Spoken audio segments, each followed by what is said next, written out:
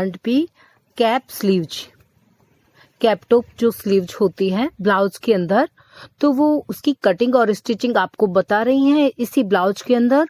तो ये हमारा वन टक्स ब्लाउज है और इसमें हम आपको कैप स्लीव्स कटिंग और स्टिचिंग बता रहे हैं।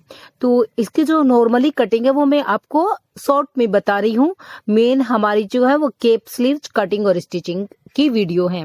तो आपको ये बता देते हैं कि 35 चेस्ट का है और इसकी हमने कटिंग कैसे की है। बैक पार्ट की आपको बता देती हूँ कटिंग।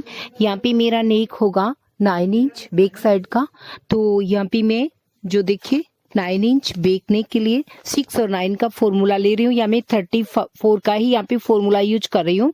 यहाँ पे ये वो वाला जो फॉर्मूला आप 35 में यूज कर सकते हो, 36 में आप इसको चेंज कर लीजिए।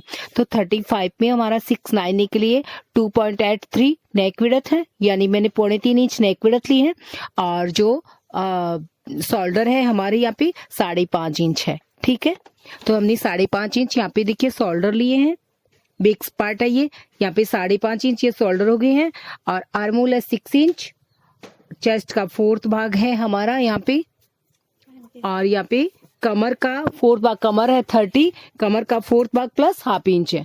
तो ये हमारी कमर की मार्किंग है, चेस्ट की मार्किंग है, नेक है 9 इंच, तो यहाँ पे हमने 9 इंच नेक की मार्किंग की है, और कटिंग करेंगे हम, और जो नेक विड्थ है वो है 2.75 यानी 3.25 इंच। तो ये मैंने मार्किंग कर ली है, और यहाँ पे मैं डाट लगा देती हूँ 3.5 इंच पे, तो ये 2 डाट होगी हमारी 4 इंच तक। तो ये इसी प्रकार से कटिंग करेंगे, नेक को कटिंग करते हुए शोल्डर, उसके बाद आर्म होल, फिर मार्जिन की सिलाई। तो ये हमारा बैक पार्ट कटिंग हो गया। आगे के पार्ट को देखो, मैंने जैसी मार्किंग था वैसी कटिंग कर लिया बैक साइड के पार्ट को। ठीक है, आगे का पार्ट कटिंग करने के लिए आप इसको इस प्रकार से थोड़ा सा तिरछा लगा लीजिए और इसको पूरी ड्राइंग कर लीजिए। ध्यान रहे कि अब आपके दोनों पार्ट्स यहाँ पे बराबर हैं, और आगे से आपको यहाँ से 2 इंच में आपको एक्स्ट्रा रखना है। तो इस प्रकार से मैंने इसको तिरछा रख लिया है और इसको पूरा ड्राइंग कर लेती हूँ। यहाँ पे हमने इसको ड्राइंग कर लिया है, और ये देखिए ये हमारा बैक साइड का ड्राइंग था। तो यहाँ पे हमने पुनः देखिए यहाँ से आप मिला लीजिए 6 इंच की आर्म होल बना करके और आगे का सिप लगा दीजिए, हो गया है। यहाँ पे आपको चेस्ट का 4th भाग लगा लेना है, तो यहाँ पे मैंने चेस्ट का 4th भाग लगा दिया है। ठीक है, अब हम यहाँ से नीचे टक्स पॉइंट लगाएंगे सबसे पहले। तो यहाँ पे मैं 9.25 इंच टक्स पॉइंट ले रही हूँ, 9.5 भी आप रख सकते हो और 9.25 भी आप रख सकते हो। यहाँ पे हमारी नेक की जो डाउन है 6 इंच पे नेक कटिंग करेंगे हम, 2 इंच नीचे से हम योग पट्टी का छोड़ेंगे। और सबसे पहले हमें यही करना है, यहाँ से 2 इंच हम योग पट्टी के लिए कट कर देते हैं। तो इसको आप नीचे इसी प्रकार से स्केल से सीधी लाइन कर लीजिए, ये हमने यहाँ पे छोड़ दिया है। ठीक है, अब हमें यहाँ से जो आगे जॉइंट करना है 2 इंच, वो आप यहाँ पे प्लस कर दीजिए। इस लाइन को 2 इंच को, ये हमने 2 इंच यहाँ इसको आगे तक ले लिया है, और इसको हमें ये जो नेक लाइन है हमारी, यहाँ पे जो हमारा नेक का पॉइंट है, इस पॉइंट में इसे मिला देना है। ये हो गया हमारा ओके। अब इस लाइन को हम यहाँ पे ले आएंगे। यहाँ पे आप नेक की ड्राइंग कर लीजिए। नेक हमारा 3.25 इंच विड्थ है नेक की, यहाँ से भी हमारी 3.25 इंच विड्थ है। इसको कुछ इस प्रकार से करके और ये हमने नेक बना लिया है। ठीक है, अब ये हमारा टक्स पॉइंट है, इसको आप सीधा स्ट्रेट लाइन बना लो। ध्यान रखिए आपकी जो लाइन हो वो स्ट्रेट होनी चाहिए। यहाँ पे हमने 1 इंच ऊपर एक मार्किंग करना है, ये हमारा 1 इंच ऊपर हो गया, देखो यहाँ से। ठीक है, यहाँ से भी आपको 1 इंच ऊपर एक मार्किंग कर लेना है, और आप चाहे तो इसको भी लाइन कर सकते हैं यहाँ पे। तो यहाँ पे मैंने इसको ड्राइंग कर लिया है। अब देखिए ये जो आपकी जो स्पेस होती है, दूरी होती है यहाँ से इस लाइन से, तो वो आपका चेस्ट का 10वां भाग प्लस ½ इंच कर लो। तो चेस्ट हमारा 35 और प्लस ½ इंच 4 इंच होता है। तो ये पॉइंट हमारा यहाँ कुछ थोड़ा सा आगे हो जाएगा। ठीक है, यहाँ पे आ गया है, ओके है बिल्कुल। अब आपको क्या करना है, यहाँ से इस पॉइंट से और यहाँ आपको इसको इसमें मिला देना है। ये जो 1 इंच ऊपर का पॉइंट है, इस पॉइंट को आपको इस पॉइंट में मिलाना है, और यहाँ से ये जो 1 इंच का पॉइंट है इसको आपको इसमें मिलाना है। और इससे पहले आपको जो ये मार्जिन की लाइन है, इसको ऐसे कर देना है। ठीक है, अब हम इसको इस प्रकार मिला रही हैं।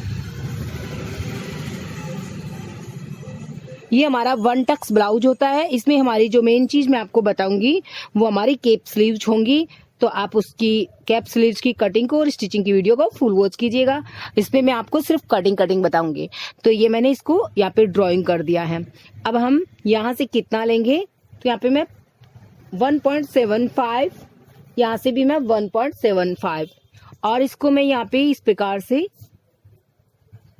ड्राइंग कर देती हूँ। इसको इस तरफ से और इसको मैंने यहाँ से इस तरफ से ड्रॉ कर देना है। ये हो गया है। अब आपको यहाँ से इस पॉइंट से, हमारा जो टक्स पॉइंट है वहां से नाप लीजिए। 4 इंच आ रहा है, तो यहाँ से भी आपका जो 4 इंच है वो मार्किंग ओके होगा। ठीक है, इसको आपको इस प्रकार से कर देना है और इस लाइन को हमें इस यहाँ ऐसे मिला देना है। अब आप इस पॉइंट को, ये जो नीचे वाला है ये सब हमारा एक्स्ट्रा है, यानी कि वेस्ट है, और यहाँ तक वेस्ट हो गया है। अब आप इसको ऐसे कटिंग कर सकते हैं। तो कैसे कटिंग करना है हम आपको बता देते हैं, बहुत जो कि सरल है और सिंपल भी है। ठीक है, ये हमारा ऊपर का पार्ट्स आगे का होगा, और इसके साथ ही में आपको नेक लाइन कटिंग करेंगे, शोल्डर, फिर हमारी जो आगे की जो कर्व दिया हुआ है, जो शेप दिया हुआ वो कटिंग करेंगे, और ये मार्जिन की लाइन कटिंग करेंगे।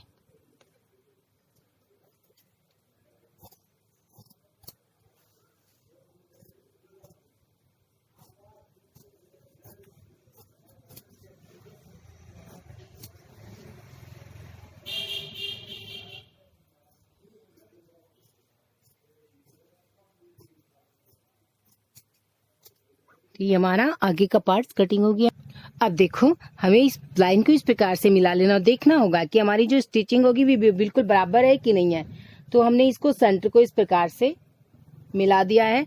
ठीक है, यहाँ से हम देखते हैं तो ये थोड़ा सा यहाँ से आगे पीछे, ये देखिए इस प्रकार से, तो ये आगे पीछे ऐसे नहीं होना चाहिए। तो इसको हम आपको बताते हैं कि इस प्रकार से हम हल्का सा इसको शेप दे करके बराबर कर लेते हैं। तो यहाँ से ये हमारी स्टिचिंग की लाइन होगी, कहाँ से, यहाँ से। तो ये वाली हमारी स्टिचिंग की लाइन है। अब हम आपको खोल के बताते हैं।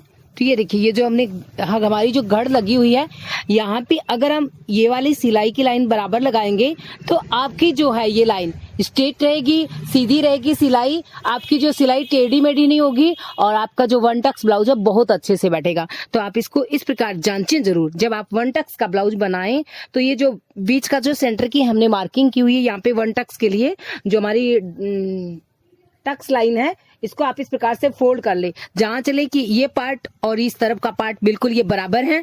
ठीक है, और इसके बाद जब ये जैसे मान लो ये ऐसी स्टिचिंग हो गया, तो यहाँ पे ये ऐसे सीधा भी रहना चाहिए। तो ऐसे मैंने घट डाल करके आपको दिखाया है कि ये देखिए यहाँ पे ये स्ट्रेट है बिल्कुल।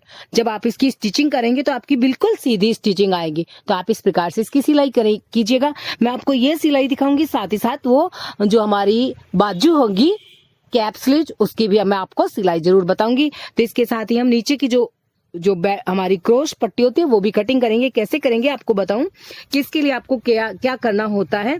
तो इसके लिए आप इसको जांच लें। ये आपकी है total 13 plus half. 13 plus half में से आपको ये यहाँ से चले जाते हैं 3 इंच। 3 इंच आपकी यहाँ से चली जाएंगी, तो आपकी रहेंगी 10 प्लस हाफ, 10.5 इंच आपको योग पट्टी चाहिए। योग पट्टी की कटिंग ऐसे करते, देखिए जैसे ये हमने कपड़ा ले लिया है 10.5, हमने इसकी लेंथ ले ली है 2 इंच की, जैसे हमारी योग पट्टी थी, और 1 इंच हम इसमें सीम अलाउंस के लिए लेते हैं, और ये 1 इंच हमारी जो ये शेप लगाएंगे उसके लिए।